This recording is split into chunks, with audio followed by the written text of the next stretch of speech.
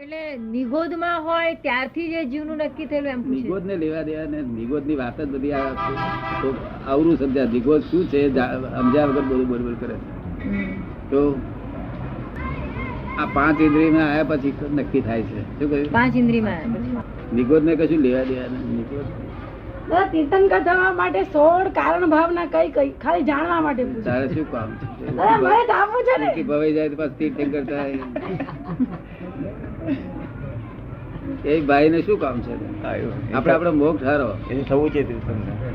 મોક્ષ હારો ખરું ખરું.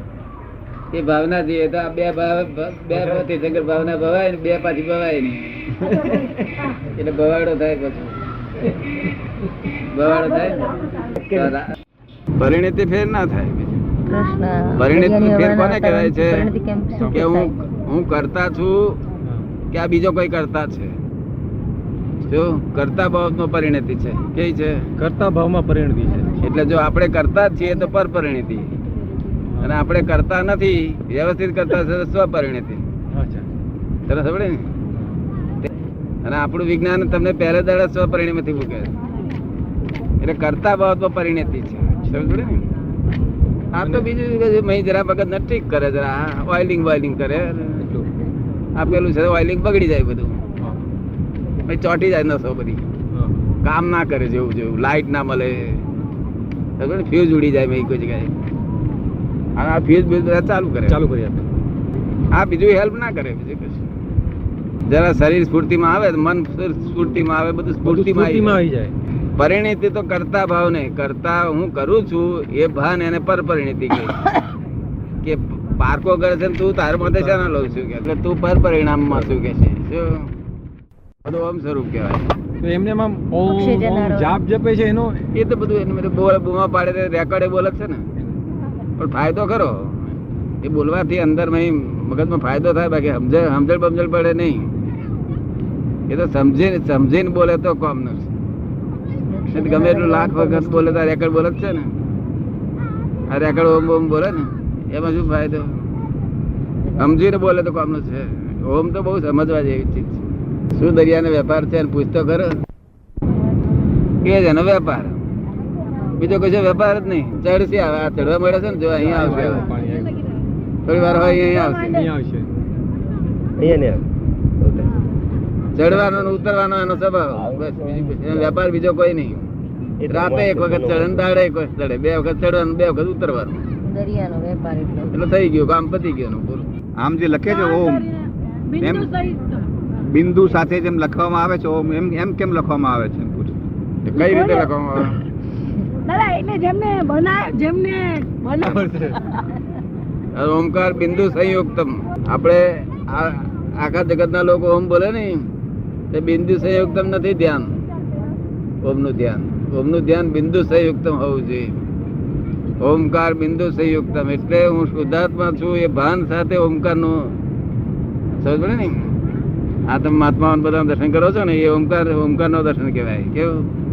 આપણા મહાત્મા બધા દર્શન કરો છો ને તે ઓમકાર નો દર્શન કહેવાય. કેવું? ઓમકાર નો દર્શન. અને બિંદુ સંયુક્તમ હું શુદ્ધાત્મા છું એ ભાન સહિત. ઓમકાર બિંદુ સંયુક્તમ નિત્યમ ધ્યાનથી યોગીન. શું સંસારની બધી જ ચીજ મળે અને મોક્ષ મળે. ભજવું એનું નામ ઓમ. આ બધા પંચ પરમેષ્ઠી કહેવાય. શુદ્ધાત્મા ને ભજન કરે છે અને પોતે શુદ્ધાત્મા હોવો જોઈએ પોતે. એટલે બિંદુ સંયુક્તમ થાય. બિંદુ સંયુક્તમ ઓમકાર બિંદુ સંયુક્તમ નિત્યમ ધ્યાયંતી યોગિન કામદમ મોક્ષદમ સૈવ. બધું જ મળે કે છે. સંસારની કામના પૂરી થાય અને મોક્ષ મળે. બધું કામ તમે એ જ બધો છો ને તેનું જ આ શાંતિ છે ને. નહીં તો શાંતિ રહેતી છે કોઈ દાડે? હા, ઓમ બોલે એટલે અરિહંત સિદ્ધ આચાર્ય ઉપાધ્યાય બધું તરત જ એટલે ટાઈમ લક્ષમાં બધું ભેગું સ્વરૂપ કરી લો. લક્ષમાં આવવું જોઈએ. આમ ઓમ બોલે એ વખતે બધું લક્ષમાં આવવું જોઈએ. 5 એ આવે નહીં બધા માણસ ને. જો આવે તો બહુ સારું કહેવાય. તો અસર થાય. અસર લક્ષ્ય રહેવું જોઈએ. હું આ 5 ને નમસ્કાર કરું છું એવું લક્ષ્ય રહેવું જોઈએ. ધ્યાન રહેવું જોઈએ. લોક તો સમજતા જ નથી. ઓમ ને સ્વરૂપ જ નથી સમજતા ને.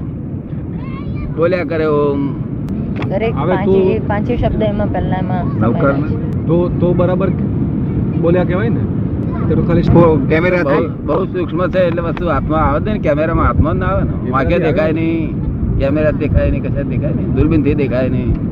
સૂક્ષ્મ વસ્તુ ક્યાંથી દેખાય? એટલે એમને આશ્ચર્ય થાય છે કે ક્યાં હશે આત્મા. એને આમ આમ આર પાર દેવતા ચાલ્યો જાય તો અડે નહીં ને એને. એટલો બધો સૂક્ષ્મ. શું શરીરમાં, આખા શરીરમાં અહીંથી જ્યાં ટોંકણી અડાડીએ ખબર પડે તો આ છે આત્મા. શું કહ્યું? પણ ટોંકણી અડાડીએ ખબર પડે, રાતે હું દાડે જયારે ટોંકણી અડાડીએ ખબર પડી જાય કે પગમાં અડાડીએ પગમાં છે, જ્યાં જ્યાં અડાડીએ તો ફક્ત આ નખ છે વધારાના તો આ નથી. અને આ માથાના વાળ કોઈ કાપી લે તો આપણને કશું ખબર ના પડે. સમજ પડે ને? બધે છે જ્યાં ટોંકણી અડાડીએ દુઃખ થાય જાણે છે તે આત્મા. સમજ પડે ને? એને જો ચાલ્યો જાય પછી આપણે ટોકડી મારી મારી કરીએ તો પણ લલ્લુભી બોલે નહીં, કશું લડે નહીં, બોલે નહીં. બસ એક પૂછે છે કે આત્મા અને જીવમાં શું ફેર? તો પછી આત્મા અને જીવમાં ફેર શું? જીવ છે તે આ દેહ ને પોતાનો માને એ આત્મા. હું જ છું એવું માને, હું જ છું એવું માને તે આત્મા જીવ. અને આ દેહ જુદો છે, હું આત્મા છું તે આત્મા. આપણે એ સમ્યક જ્ઞાન, સમ્યક દર્શન અને સમ્યક ચારિત્ર એની પ્રાપ્તિ સિવાય જીવને મોક્ષ પ્રાપ્ત થતો નથી. એના ઉપર આપ કઈ સમજાવો એમ. સાચી વાત છે. પ્રાપ્ત થાય જ નહીં ને. સમ્યક જ્ઞાન, સમ્યક દર્શન, સમ્યક ચારિત્ર હોય તો જ મોક્ષ થાય. સમજ પડે ને? અને પાછું સમ્યક તપે જોઈએ. જ્ઞાન, દર્શન, ચારિત્ર અને તપ ચાર પાયા હશે તો મોક્ષ થશે. શું કેવું છે એમનું?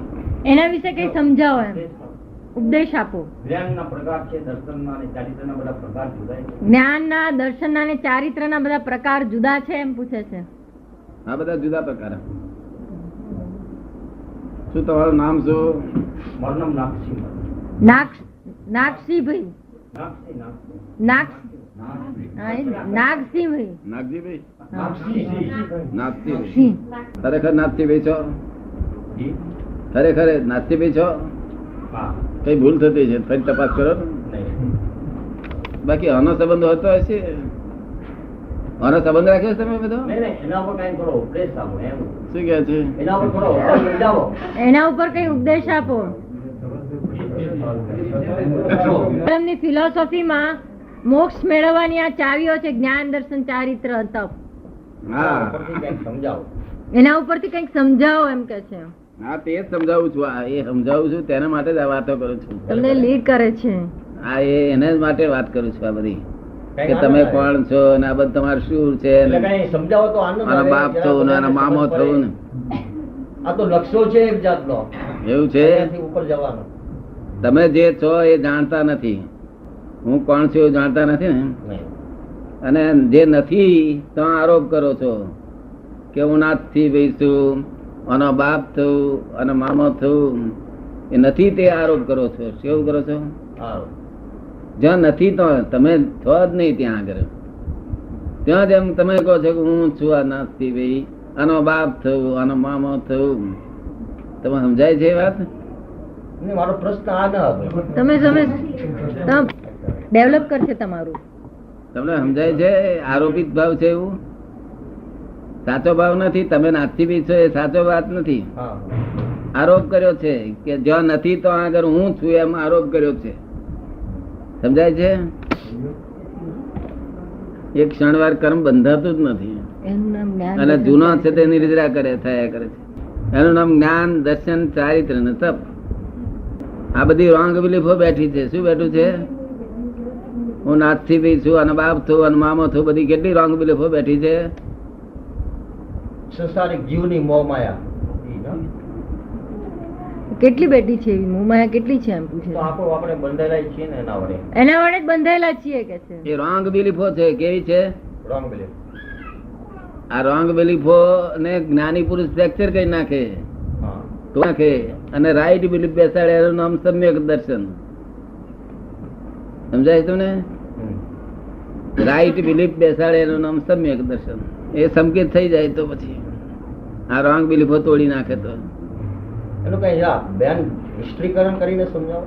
વિવેચન ઉપદેશ પૂછવું આનું નામ સમ્યક દર્શન. તમે સમ્યક દર્શન, સમ્યક જ્ઞાન, સમ્યક ચારિત્ર કહ્યું ને, આ સમ્યક દર્શન આનું નામ કહેવાય. શેનું નામ કહેવાય? કે આ બધી રોંગ બિલીફો તૂટી જાય તમારી. આનો બાપો થયો, આનો મામો થયો, આનો કાકો થયો, આનો એ થયું, અને નાથથી બી છું. એ રોંગ બિલીફો છે. કેવી છે? ઊંધી શ્રદ્ધા બેઠી છે. મિથ્યાત્વ કહેવાય છે ને. શું કહેવાય? મિથ્યાત્વ. હવે આ એ શ્રદ્ધામાં તોડી નાખીએ પછી રાઈટ બિલીફ બેસાડીએ, એનું નામ સમ્યક દર્શન કહેવાય. એ સમ્યક જ્ઞાન. બીજું શું પૂછવું તમારે? સમ્યક દર્શન થયું એટલે સમ્યક જ્ઞાન ઉત્પન્ન થાય. હા, સમ્યક જ્ઞાન અમે આપીએ તેથી સમ્યક દર્શન ઉત્પન્ન થાય. ફરી પાછું સમ્યક જ્ઞાન પાછું ફરી ચાલુ થાય. સમજ ને? પછી ચિંતા બિંતા કશું ના થાય. બધા કોઈને ચિંતા ના થાય.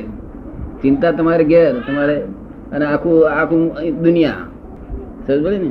અમને ચિંતા બિંતા ના થાય.